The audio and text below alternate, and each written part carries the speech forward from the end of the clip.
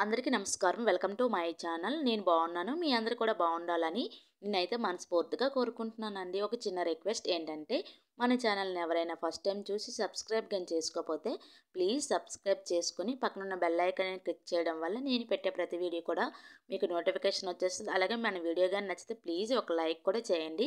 ఇప్పుడైతే మాత్రం మొన్న లక్ష్వరం నా కొడుకు పుట్టినరోజు అయితే అయ్యింది కదండీ! ఆ రోజైతే మాత్రము పన్నీర్ దమ్ బిర్యానీ చేస్తాను. ఫస్ట్ అయితే మాత్రం పన్నీర్ దమ్ బిర్యానీకి అన్ని ఆల్ గరం మసాలాలన్నీ కూడా వేసుకొని ధనియాల పొడి, జీలకర్ర పొడి అవన్నీ కూడా ఉంటాయి కదా! అవన్నీ కూడా వేసుకొని మ్యాగ్నేట్ చేసుకొని పక్కన పెట్టుకున్నాను. అలాగే బాస్మతి రైస్ ఒక అరగంట నానబెట్టుకొని వేరే తపాల్లో అయితే వాటర్ వేసుకొని ఉడకబెట్టుకుంటున్నాను.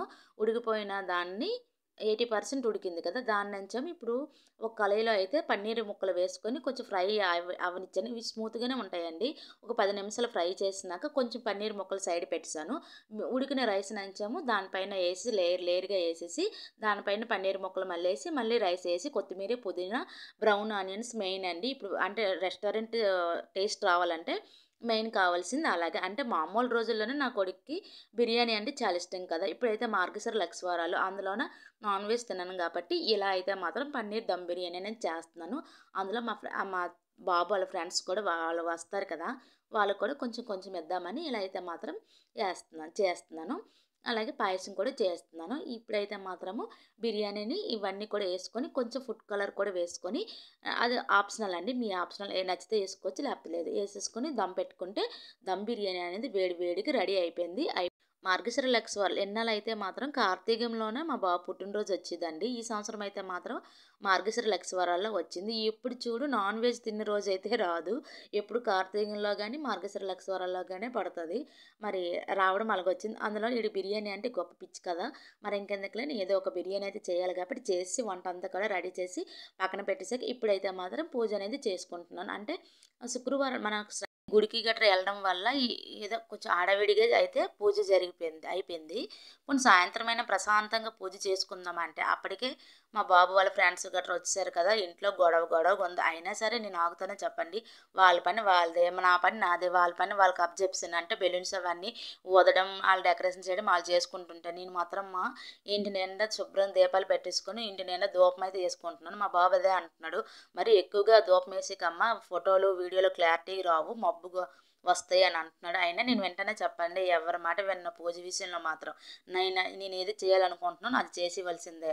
మరి అందులోని సాయంత్రము అందులోను మార్గశిర లక్షవారాలు అందులోను మా బాబు పుట్టినరోజు ఇంకా ఆగుతానే చెప్పండి. అందుకే నా పనిలో నేను అయితే ఉన్నాను. మా బాబు ఫ్రెండ్స్ రావడము, ఆ బెలూన్స్ అవన్నీ ఊది అవన్నీ చేయడము, వాళ్ళు డెకరేషన్ చేయడం నాకు కొంచెం పని అనేది కొంచెం కలిసొచ్చింది. ఎందుకంటే ఇవతల నేను ఒక వైపులో వెళ్ళి పూజ చేస్తున్నాను. ఒక వైపులో వంట అయితే ముందే కొంచెం ఒక 4 గంటలు స్టార్ట్ చేశానండి. వంట అయిపోయింది. అంటే బిర్యానీ చేశాను, పాయసం మరి పుట్టినరోజు అన్నాక ఇవన్నీ కూడా ఉండాలి కదా! అవన్నీ చేసి పూజ అనేది చేసినప్పటికి చాలా టైం అయితే పట్టింది. పూజ అనేది ప్రతి వారం చేస్తూనే ఉంటాం కదా! అంటే శ్రావణ శుక్రవారాలు ఎలాగో ఇప్పుడు లక్షవారాలు కూడా అంతే కదా! అంతే దీనికైతే పూజ అనేది చేస్తున్నాం కాబట్టి కొంచెం టైం అనేది పట్టింది. అందుకనే ఇల్లంతా ధూపాలు అవన్నీ కూడా వేసుకున్నప్పటికి చాలా టైం అయితే పట్టింది. అదే ఇక్కడైతే మా ఫ్రెండ్స్ ఆళ్ళ ఫ్రెండ్స్ అయితే వచ్చారు కదా! వాళ్ళే బెలూన్స్ డెకరేషను అవన్నీ చిన్న చిన్నవి ఆల్రెడీ ఉన్నవేలండి అక్కడక్కడ అంటించారు. బానే చేశారు. ఏదో ఆళ్ళకి నచ్చినట్లు ఆళ్ళు చేసుకున్నారు. వాళ్ళ పని వాళ్ళు చేస్తుంటే నా పని నేను చేసుకుంటున్నాం. మా ఇంట్లో వాళ్ళ పని మేము చేసుకుంటున్నాము. వాళ్ళైతే మాత్రం చేసుకుంటున్నారు. అంటే మా బాబు ఇంకా చిన్న పిల్లడేం కాదు కదండీ! కొంచెం పెద్దయితే అవుతున్నాడు.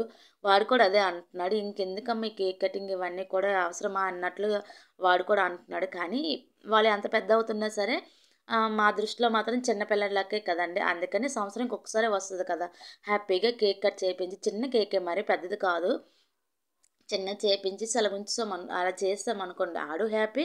ఆళ్ళ ఫ్రెండ్స్ కూడా వస్తారు కదా! వాళ్ళు కూడా చేసుకుంటూ ఉంటారు కదా! మనకు కూడా కొంచెం హ్యాపీగా ఉంటది. లేపోతే ఈ సంవత్సరం ఇలా చేయలేకపోయామే, ప్రతి సంవత్సరం చేస్తూనే ఉంటాం కదా!